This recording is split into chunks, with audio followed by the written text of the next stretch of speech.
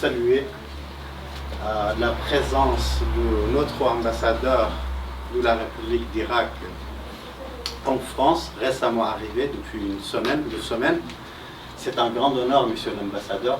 Merci beaucoup. Merci de votre présence. Monsieur le représentant du GRK, Dr Ali Doualamari, votre présence est un honneur pour nous. Bienvenue, vous êtes chez vous.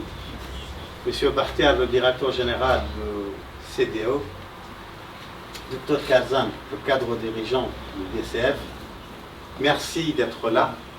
Aujourd'hui, c'est un merci aux représentants de la présidence du GRK et à Dr Kawa, bien évidemment, notre grand journaliste de la Croix. Et merci à tout le monde, merci à tout le monde. Votre présence a un sens très très important pour nous. Parce que tout simplement, aujourd'hui, vous représentez la diversité irakienne. D'habitude, je parle très très vite, mais là, j'essaie de ralentir pour que la traduction arrive correctement. Est-ce que c'est correct? Est-ce que ça arrive? Oui, très bien. Ok. Vous êtes là pour une semaine de formation. Une semaine de formation de haute qualité. Vraiment de très haute qualité. Les intervenants comme Alain Touraine, qui a 97 ans. Mon père n'était pas né lorsque lui, il était dans la résistance en France. Et c'est un grand, immense, un grand sociologue français. C'est lui qui a fondé en partie la sociologie française moderne. C'est un moment très très particulier. Ou Jean-Paul Chagnoleux, qui est le président de l'Institut français d'études et de recherche au Moyen-Orient et Méditerranée. Il sera là avec vous. Ou Pierre Blanc, qui est le rédacteur en chef d'une grande revue qui a 33 ans. Et Pierre-Jean Lussard, qui va arriver là dans quelques minutes. Moi, je n'étais pas né. Lui, il était spécialiste d'Irak. Donc, vous avez une grande chance, vraiment. Vous êtes chiite, vous êtes sunnite, vous êtes turcoman, vous êtes kurde, vous êtes assyrien, ou la diversité irakienne. Mais avant tout, vous êtes irakien. Vous êtes là en tant qu'Irakien. Et en tant qu'Irakien et Irakienne, essayez de profiter de ce moment fondamental, très important pour apprendre cette connaissance et la transmettre aux Irakiens. Aux Irakiens à Bassoura, à Najaf, à Karbala, à Bagdad, à Mossoul, à Erbil, à Dohuk, à Souleymanie, à Halabja, à Hawar, à Tréverna, partout. Transmettez cette connaissance parce que malheureusement, tout le monde, tous les jeunes Irakiens n'ont pas cette chance d'être là et de rencontrer tous ces grands penseurs, immenses penseurs. Donc vous avez une chance, saisissez cette chance pour apprendre, prenez des notes le maximum possible et transmettez cette connaissance. Je vais juste dire encore un petit mot. Un grand merci à CDO et à DCF. Si ce projet est abouti aujourd'hui, c'est parce qu'ils étaient là. C'est parce qu'ils ont financé ce projet. C'est parce qu'ils ont accompagné ce projet. Sans ces 2 organisations irakiennes, on ne pourrait jamais, nous, le Centre français de recherche sur l'Irak, réaliser ce projet. Comme vous le savez, nous, on n'est pas un acteur de la société civile. Nous, on n'est pas une organisation. Nous, on n'est pas une ONG. Nous, on est un centre de recherche académique. Et si on a pu réaliser ce projet, c'est parce que ces 2 organisations de la société civile irakienne ont financé, ont accompagné, ont pris la responsabilité pour nous aider dans la réalisation de ce projet. Un grand merci à ces 2 organisations, BCF et CDO. Voilà, monsieur l'ambassadeur. Oh, thank you. Bonjour. صباح الخير بياني باشي. Good morning. I think I have covered everything. Unfortunately, I can speak French, but I can promise you that I will try to do my best in this regard. And but now I will speak few words in Arabic. طبعا سعادة كبيرة أن أكون اليوم متواجد هنا. هذه أول فعالية أحضرها كسفير للعراق في فرنسا وفي باريس، وهذه حقيقة ستبقى عالقة في الذكرى لفترة طويلة، كونها أول اتصال مع ناسنا، مع أهلنا، وهذه أول تعاون بين السفارة وبين منظمات المجتمع المدني. ومنظمات المجتمع المدني هي حقيقة الأذرع المهمة التي يمكن أن يكون جهدها متوافق مع جهد السفارة لتحقيق أهداف مشتركة.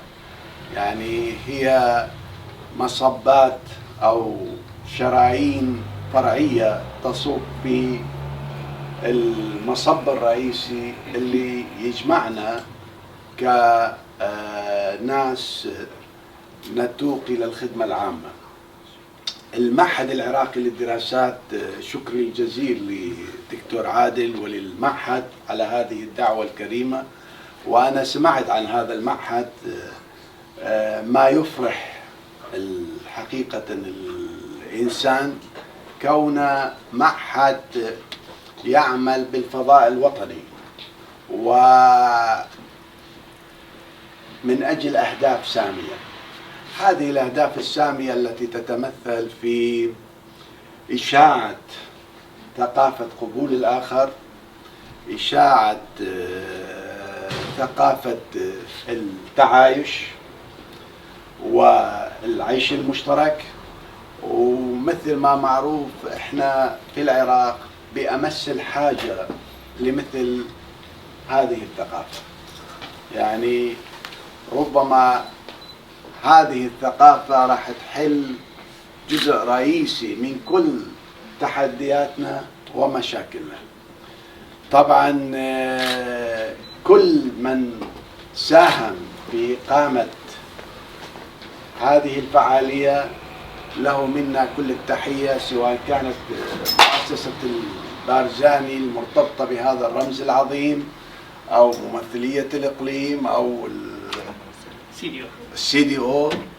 فيعني هذا أبسط مثال حتى نشوف به كيف من الممكن الجهود الفرعية تجتمع كل بما يقدر أن يعطي لتكوين ناتج يسعدنا جميعا ونتباهى به جميعا. أكيد وجودكم في فرنسا هو فرصة كبيرة للاطلاع ولمعرفة ثقافة هذا البلد، تجربة هذا البلد، وللتعلم من هذه الثقافة ومن هذه التجربة لنقلها هناك، حتى تكونون أدوات تشع في مناطقنا، في مدننا، في قرانا، تدعو إلى ترسيخ ما تتعلمون هنا من ثقافة التعايش والسلام وقبول الآخر. وأنا أدعو المعهد الفرنسي للدراسات والبحوث أن ما يكتفي بهذه فقط دكتور عادل، وإنما أن تكون هنالك دراسات لمعرفة يعني الناس اللي يجون إلى هنا before و after، حتى واحد يعرف أنه وين يوصل إلى في هل هي مجرد مثلا أسبوع من المتعة ومن العيش في باريس، أم أن هنالك قضايا رئيسية تبقى راسخة في الذهن وتجد مجالها للتطبيق في الوطن. كسفارة احنا جاهزين للتعاون إلى أقصى الحدود مع المعهد الفرنسي ومع كل منظمات المجتمع المدني، وطبعا مع ممثلية الإقليم، مع مؤسسة البارزاني، مع كل الجهود الخيرة الموجودة هنا لأنه نؤمن أننا بعملنا المشترك راح نخرج بنتائج أفضل كميا ونوعيا. وبالنهاية أعتقد وجودنا كلنا هو من أجل هذه الأهداف المشتركة، يعني أيا كانت انتماءاتنا أيا كانت خلفياتنا فنحن نشترك بهذه الأهداف المشتركة. يسعدني جدا أن أرى نخبة كريمة عزيزة من أبناء بلدنا هنا في فرنسا، وهم جايين من مختلف الأطياف، من مختلف الباك جراوندز، من مختلف الانتماءات، يجمعهم فقط الهوية الوطنية. والهوية الوطنية ثقوا لا تتناقض مع الهويات الفرعية، لا يعني تتصادم مع الانتماءات الأخرى، بالعكس الهوية الوطنية تعزز الانتماءات الأخرى. نحترم كل إنسان بما عنده من خلفية، نحترم كل إنسان بما عنده من انتماء، ولكن يبقى يجب أن ننجمع على فتشي على خيمة كبرى، وهذه الخيمة الكبرى هي خيمة الوطن. ربي يوفقكم في هذه الدورة، في دورة التأهيل، وإن شاء الله تتمتعون بوجودكم هنا في باريس، وكل الموفقية والنجاح للمعهد بشخص مديره ورئيس العزيز الدكتور عادل. وإن شاء الله دائما نحضر هذه المناسبات وهذه الفعاليات معا، وشكرا جزيلا على دعوتكم الكريمة. Bonjour, tout d'abord je voudrais remercier le centre français sur l'Irak, surtout Dr Adel Bakhawan, d'organiser ce projet très important. Je suis très content d'être avec l'ambassadeur cher ami qui vient d'arriver. Merci pour Gary Bakhtiar et Kazan d'être là. Merci à vous aussi de participer à ce projet-là. Je suis ravi. Et comme Dr Adel Bakhawan a dit, c'est un projet très important aujourd'hui. Comme vous le savez, la France est un grand pays et c'est un ami d'Irak et de la région du Kurdistan. N'oubliez pas, la France était toujours à côté de nous, les Irakiens. Et la dernière visite du président Macron en Irak l'année dernière donne cet important-là. Aujourd'hui, vous êtes là dans un projet important, comme Dr Adel Bakhawan a dit, il y a des intellectuels qui l'ont mentionné, tous ces noms-là. C'est une grande chance, vraiment, d'écouter des séminaires et des discours de ces gens-là pour nous. Et moi, autant que le représentant du gouvernement régional du Kurdistan d'Irak en France, je suis là avec l'ambassade d'Irak, avec les ONG du Kurdistan, avec le centre de recherche français sur l'Irak, pour qu'on puisse aider notre pays, parce que notre pays traverse dans une grave crise aujourd'hui. Notre pays a besoin de nous, de tous, surtout de vous, des jeunes, que vous êtes là pour apprendre et transmettre tous ces acquis que vous allez apprendre pendant une semaine dans une grande capitale européenne et internationale, Paris, pour votre collègue au pays. Donc, encore une fois, comme la représentation du gouvernement régional, on est prêt pour vous aider. Peut-être d'autres projets à l'avenir, avec l'ambassade d'Irak, avec le centre, avec d'autres ONG français. Avec le consulat français, on a vraiment de bonnes relations avec le centre culturel français Erbil, et puis l'ensemble des ONG français, internationales Erbil, et puis en France. Donc, encore une fois, merci. Donc, n'hésitez pas si vous avez des questions, des choses comme ça. On est à vos dispositions tout le temps. Et je vous souhaite une très bonne semaine ici. Je sais que vous allez apprendre beaucoup de choses. Et encore, je voulais remercier Dr Adel Bakhawan et les deux NGO d'organiser ce projet. C'est pas pour tout le monde, ça je veux dire, ce projet-là, ces gens-là, d'écouter ces intellectuels français comme il vient de dire, donc c'est pas facile vraiment de tous, même date, de venir ici, de donner vraiment de ce séminaire. Merci encore, et puis je suis très content ici avec vous. سباس دكتور عادل، زور سباس بو دكتور عادل. شكرا سعادة السفير، حقيقة الشرف كبير لنا.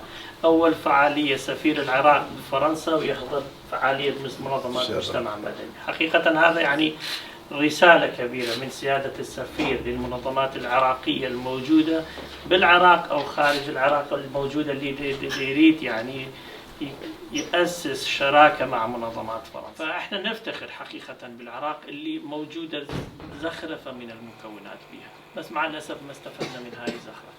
مرجعية دينية الروحية اليزيدية أو الديانات الأخرى الموجودة بالعراق قلما تشوفها بالمناطق أو الدول الأخرى. فخلينا إن شاء الله مع بعض نستفيد من هاي الزخرفة الموجودة كلنا. فأنتوا أكيد قياديين لمجتمعاتكم. احنا عندنا لنا شرف هاي المرة قدرنا نجمع العراق كله، ماكو أي طائفة أو قومية ما موجودة بهاي القاعة، وأنتم تمثلون حقيقة جزء من مكوناتكم. فإن شاء الله هاي ال5 أيام يكون المرحلة الثانية فقط، بس المراحل الجاية آتية، وأنتم اخترتوا من 60 ل 80 شخص، يعني أنتم قيادة. فركزوا على هاي النقطة، تكونون قيادات لمجتمعكم. مرة أخرى شكرا دكتور عادل لهاي المناسبة، هاي المشروع الهائل. احنا نفتخر احنا كمنظمة سيديو ومؤسسة بارزاني الخيرية دعمنا هاي المشروع. فإن شاء الله لما يكون المشروع الوحيد ولا الآخر اللي بتكون بيناتنا، فإن شاء الله نستمر بدعم. شكر جزيل آخر لسعادة السفير حقيقة، لأنه يعني كثير إلنا. أول فعالية سفير العراق يحضرها، فإحنا كنا نقول بالعراق، يعني نقول للسفير الأمريكي القنصل الأمريكي أول فعالية أنت تيجي لمنظمات المجتمع المدني. القنصل الفرنسي أول فعالية حاولوا أول فعالية تخلوه بالمنتجون على كردستان تسووها ويا المنظمات المجتمع المدني. بس مع الأسف ممكن ما قدرنا نسويها بكردستان، بس قدرنا نسويه بفرنسا بباريس بالعراق، وسيادة السفير رضى أن يكون معنا كأول فعالية. Manibash, good morning everyone. Well, I will start with the translation issue. Well, it is really difficult while we cannot solve the issue of translation, how we are going to talk in one language and understand each other. I can say that Iraq is like the translation machine that can put us all together and let us all together speak in the same language and understand each other. While we cannot find a language to understand each other, we have to find a common ground to make sure we live all together in Iraq. Basically, in the past we have experienced all type of conflicts and troubles. What we got at the end? We got shedding the blood of each other. At the past, we tried the other ways to fight each other, but what we got? Our heart was broke and our families was lost. But now, I think it is time to recollect ourselves and make sure we live in peace and make sure we live in coexistence. Basically, while Iraq is going through a very difficult time, shedding the blood of each other, wounding each other in every way possible, and we are now living in a very worse situation in Iraq, we are very much proud to bring those beautiful young people from different backgrounds and religious backgrounds to live together and to accept each other. If we can't make sure we will have peace among the leaders, at least we can have sure we will have peace among the community and our young generation. Here, while Iraq is in this situation, we brought Christians, Yazidis, Muslims, and they live all in one room. They share the room together. Arabs with the Shia, Sunni, Kurd, they share the room together, and we don't have any problem indeed. And we are very much happy to be together here. Why we should not expand this coexistence together? My sincere gratitude for Saadat al-Safir for being here today for his first activity being in our activity. And thank you very much for a representative of Kurdistan and Dr. Ali Donovan, who has been always supportive.